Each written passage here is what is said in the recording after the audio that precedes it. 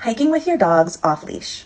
I shared a video from a couple of years ago of my boys, who are hound mixes, responding to my whistle recall from a great distance in the woods, and in that video they come tearing towards me. This commenter says, "Beautiful. I am trying to get my almost year-old puppy to recall so we can do this, but she just won't. No treats seem to be exciting enough." And there are 3 things that I want to touch on in this video. First, we have to look at the individual dog in front of us. Now, the only thing I know about this commenter's dog is that they are in adolescence. And adolescence is a rough time. And I'm not saying that there are not adolescent dogs with nice recall. But I am saying that adolescent dogs have stress and potentially sex hormones that are at an all-time high. Their thinking brain has temporarily shrunken. Their emotional brain has temporarily exploded, basically, right? The part of their brain that handles curiosity is running like full steam ahead. This is not a time that is like marked by thoughtful behavior, right? Adolescence is a minefield. And again, I am not saying that there are not adolescent dogs with beautiful recall, but expect a lot of ups and downs in training in adolescence.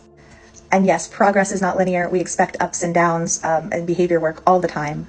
And sometimes training is a bit more linear, but not in adolescence. And then I want to talk about 2 pieces of teaching a solid recall that I think don't get talked about enough.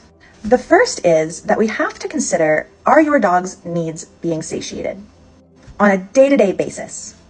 Is your dog getting the opportunity to physically, socially, emotionally act in ways that are appropriate for their age and their species and their individual interests? If your dog is like dying for the opportunity to run, and then you get to the park and you let them off leash, they are going to take that opportunity. And it is very unlikely that there is a treat that is going to outweigh the intrinsic joy that is coming from that run. But, and I'm just using running as an example, it could also be, the opportunity to follow their nose, or the opportunity to romp with a friend. But if that need is being satiated in other environments, or in this environment, but in a different way, then when I go to let my dog have that opportunity and ask them to still be able to check in with me and come back when I call them, I'm not fighting against like level 10, the most exciting thing my dog has done all week. And you might be saying, well, I want them to have a good recall so that they can be off leash and run. And so sometimes we have to get creative.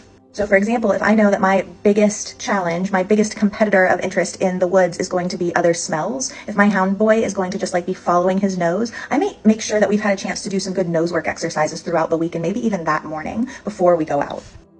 And maybe I'll even get started with some long line sniffing before we move to some off-leash time. And that kind of trails really nicely into the last thing that I want to talk about. In addition to associating your recall cue with something positive, a big piece of teaching a recall is also teaching your dog that you guys are doing something fun and cool together. It is not uncommon to see a recall cue spoiled because the dog says, every time you call me back, we do something unfun. You put me on the leash, you say it's time to go, you take me away from your friends, every time you call me, something boring happens. And so we want to change that narrative. So I like to get in lots of practice of saying, when I call you, something fun is happening. Now, if you hike a lot with your dogs, this might be something that kind of starts to happen naturally, right? They're paying attention to you because they're, you might give them instructions on which way you're going on the trail, right? Hey, we're turning this way. Let's go, buddy.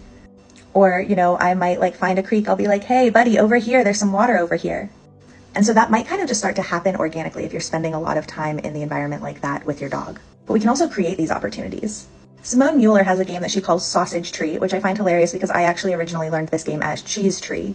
But whichever version you have learned, this is a game where you take a treat, and when your dog isn't looking, you put it on a tree, whether that's, just kind of like sticking it to the bark, or hiding it in the roots, or putting the tree, piercing it with a stick, and then you get really excited and you call your dog over and you're like, look what I found, right? And you're teaching your dog that when you call them over, like, it's beneficial, right? It's like the parent being like, hey, come downstairs. I have a bowl of cookie dough for you to finish off, right? There's something fantastic over here. And me calling you is not like an eye roll sigh moment. It is like a, ooh, what are we doing moment.